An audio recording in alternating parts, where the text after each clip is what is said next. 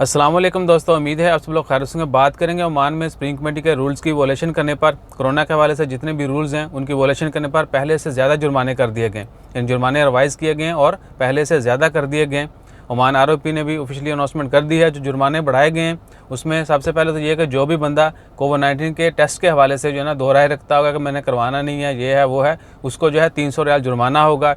उसके बाद दूसरा बंदा जो भी किसी भी इंस्ट्रक्शन यानी जितनी भी होम क्वारंटाइन की या इंस्टीट्यूशनल क्वारंटाइन की इंस्ट्रक्शंस हैं, हदायत हैं, उसको उसकी खिलाफ वर्जी करेगा, उनको भी 300 रियाल जुर्माना किया जाएगा।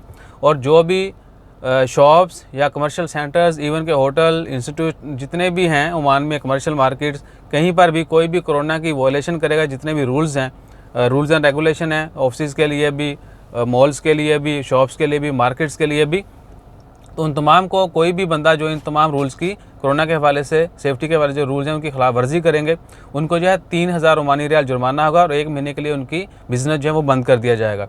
उसके अलावा है कि कोई भी बंदा जो ब्रेसलेट है, अगर वो ना इनकार करे कि मैंने पहनी नहीं है, या उसको तोड़ दे या कुछ भी ख़राब करने की कोशिश करे, उसको भी 300 रियाल जो है वो जुर्माना होगा।